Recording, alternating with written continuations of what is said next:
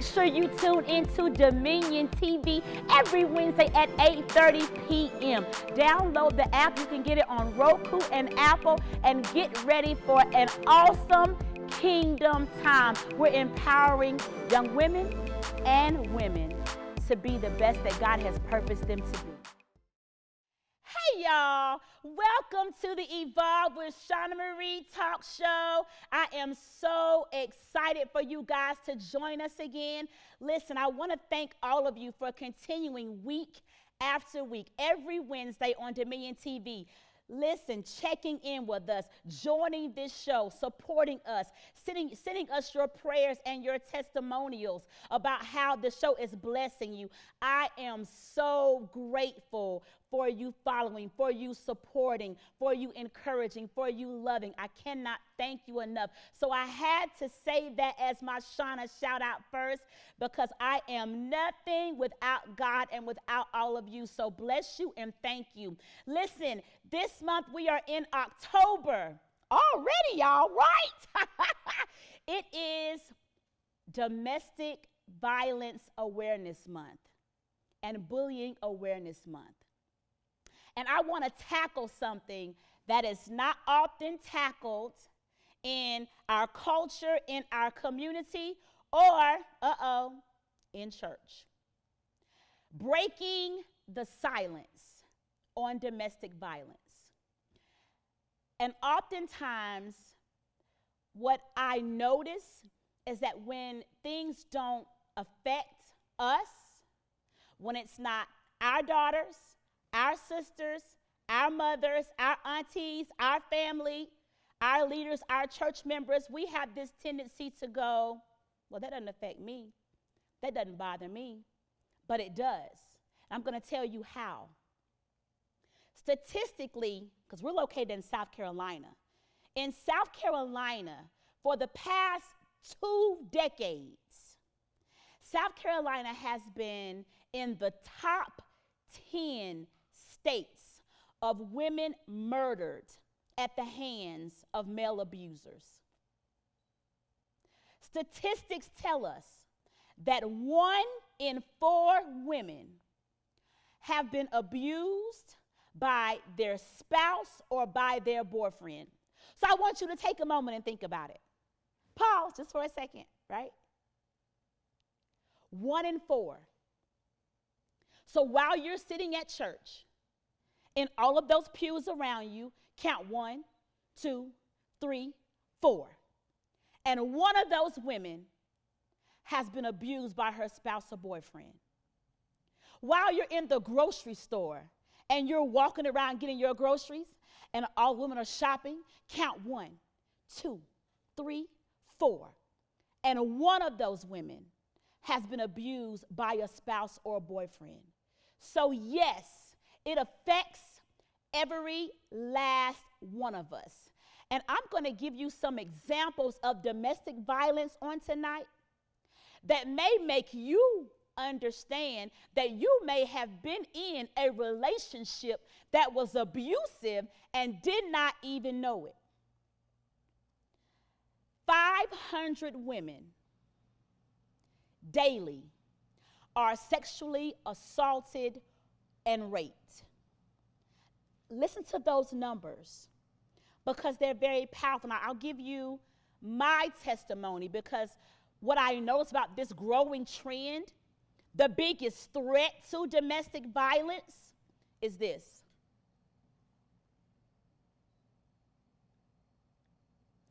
Silence. We don't say anything. We see it, we don't say anything.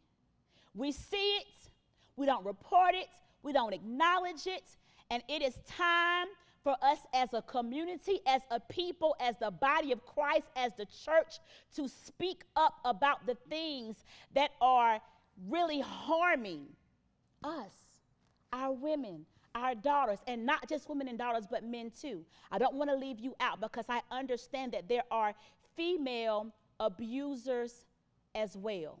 So I want to give you some different types of domestic violence. We know the obvious, the physical. the hitting, the punching, the pushing downstairs, the spitting. But we also have the verbal, right? We have the verbal abuse that comes with the calling names, calling you out of your name. Have you ever been there? I want to talk to some people that either have been there or going through it or don't know that you've actually experienced it.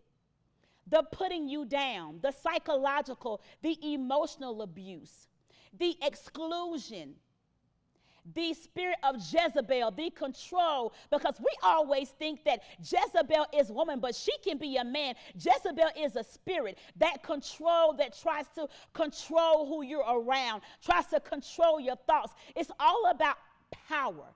It's a power struggle.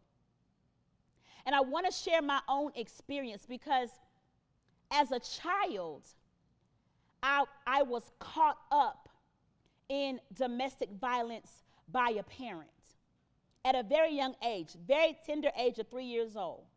I can remember my father being extremely violent. It is almost like he was like good by day and then a monster by night. And let me clarify, right now, we are good. Our relationship has been reconciled. But my truth is my truth, so I have to tell it.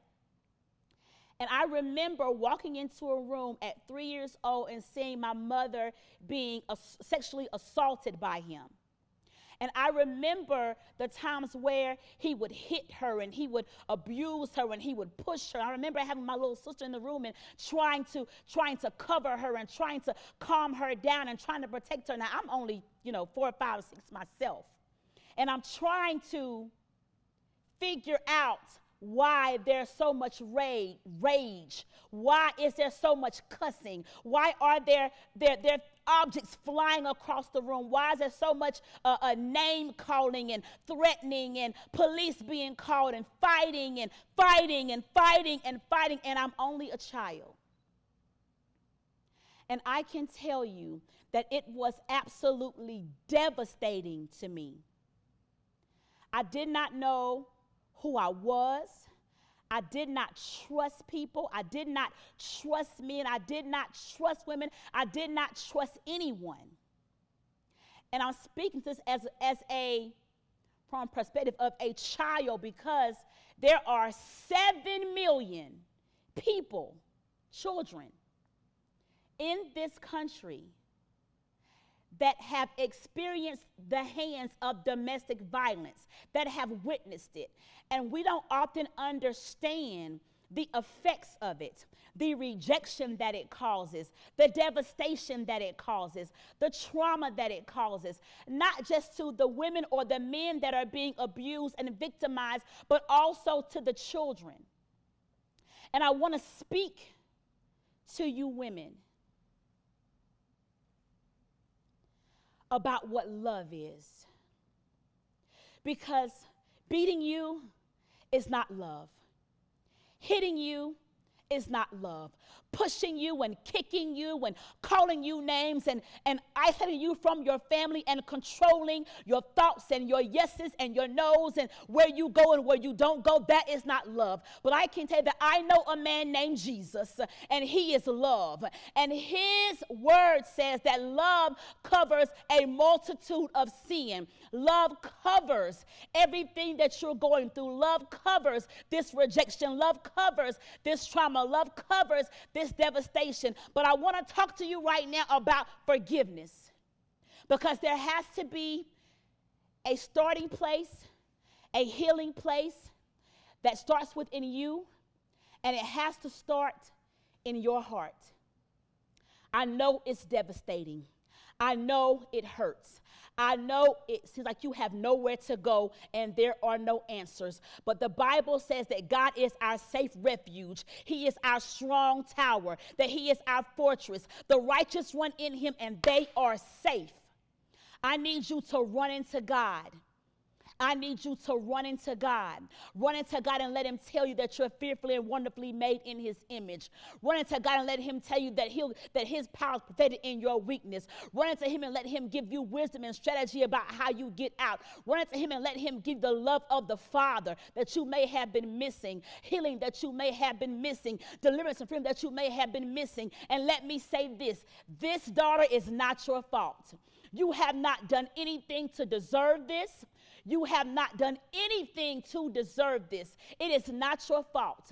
But I want to implore you, someone, I don't care if it's one woman, with a family, with a child, or single, I implore you to embrace God in this moment. Embrace the love of the Father so that he can give you a way out. He can give you deliverance, healing, liberty. I implore you. There is a way out. And I know that we have hotlines and domestic violence organizations and safe homes and shelters, and that is exactly where you should be running to. Don't ever let your abuser make you feel like there's no way out, like you're less than, like you're not enough, like you're nothing. You are the daughter of a king. You've been fearfully and wonderfully made in his image. And you are enough. You are loved. Jesus thought enough of you to get up on a cross and die for you. That's how much you're worth. That's how much you're loved. So I ask you tonight to just surrender. Right there where you are. You don't have to have all the answers, sis. You don't have to have all the solutions and the strategy. All you need is a surrender. It has to start with you first. I want to deal with a heart issue. I had to learn to forgive. As hurtful as it was, as challenging as it was, I said, God, I just forgive. I forgive him. I don't want to carry this hurt. I don't want to carry this brokenness and this devastation. I want to be healed. I want to have a renewed mind and a renewed peace so that I'll be able to live the life that Christ ordained for me. So I just want you to surrender right there and just tell God, you surrender, and God, I invite you in. I invite you into this situation.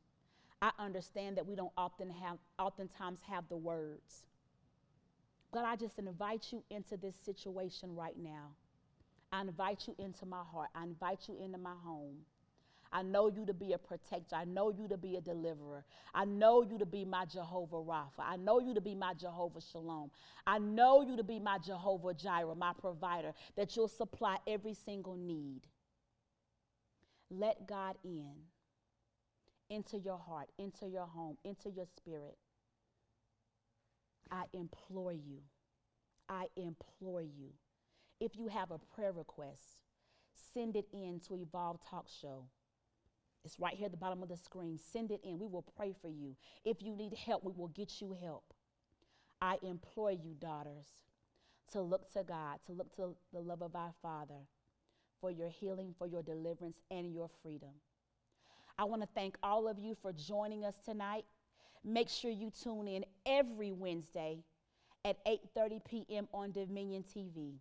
I want to shout out my sponsor tonight, Linda Burgess from Lincoln Heritage, and my Evolve Dream Team. Most of all, I want to say I love you. Continue to be the light and the salt. I ain't got to holler tonight. Shine, shine, sprinkle, sprinkle.